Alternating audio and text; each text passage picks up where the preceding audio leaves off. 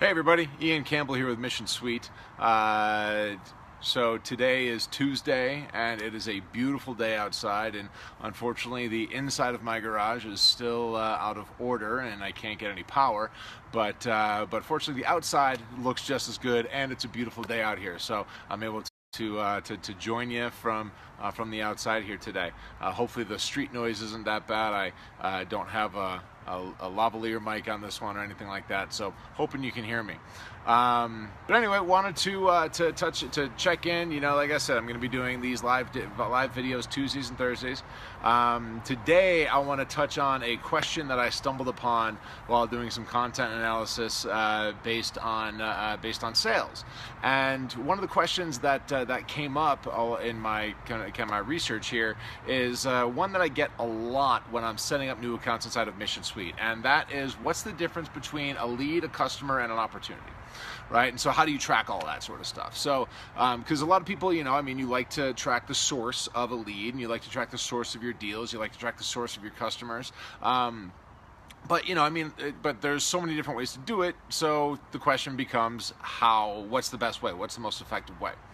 I like to do it in two different ways. So first of all, what I like to do is I like to make sure that I'm tracking the source of a lead. So who that lead themselves was referred by, who, maybe where I met that person, anything like that, right? From the contact itself. Because what I have to remember, and what I like to remember, what I like to kind of focus on with all my clients, is that the source of a lead can be very different than the source of an opportunity. Right, so the lead can come from one place, whereas the opportunity itself could come from a completely different part of your relationship. So, for example, if I meet John at a chamber meeting one day, and he and I kick it off, and we decide to go get coffee and have a conversation, and strike up a business conversation, then that lead is actually going to be sourced out of the chamber, right? So that's where I met that person. So John and I connect, we get together, we get beers, we get coffees, and so over and over and over again we're getting together again, and then finally at one point he and I end up in another networking group together. Maybe it's a group like a Firestorm kind of roundtable style group, something like that. Who knows? But that's when John actually gets to know what I actually do. So he's gotten to know me pretty well over the course of. Sorry, you had to have heard that one. That's that motorcycle there. But yeah, he's gotten to know me pretty well over the course of our conversations and whatnot. And he feels pretty comfortable with me as a business professional. But then all of a sudden we're at this roundtable group together, and next thing you know, he and I are talking about business and talking about exactly more in depth about what I do. Now, we won't talk about why we haven't had that conversation beforehand, but that's beside the point. Because, well, there's 1,000 different things that come into that, and that's a whole different video. But yeah, so after John and I get together and we're sitting at this round table, then he gets to know more about what I do. He feels more comfortable with the platform that I'm selling, with Mission Suite itself, and then all of a sudden he says, "You know what, Ian? I want to have a conversation about Mission Suite and how I can use it for my business." That conversation would not have been had but for Firestorm, or but for that roundtable group, right? So I'm gonna have to mark while the lead source may have been the chamber, the opportunity source was my Firestorm group, was that roundtable that I get together with once a week.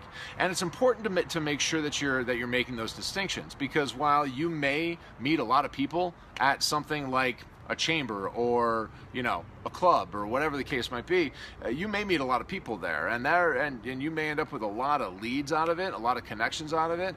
But it's really important to know where the business is coming from, right? And that's what I really want to kind of dial in on, is that when it comes down to it, it's more important to know where your business is coming from, where your opportunities are coming from, than where your leads are coming from. Because when we talk about the difference between a lead and a customer, and of course every CRM does this differently, but when we talk about those differences, you end up in this, okay, so this kind of lead is, we want more leads, we want more leads, we want more leads. What we really want is more deals.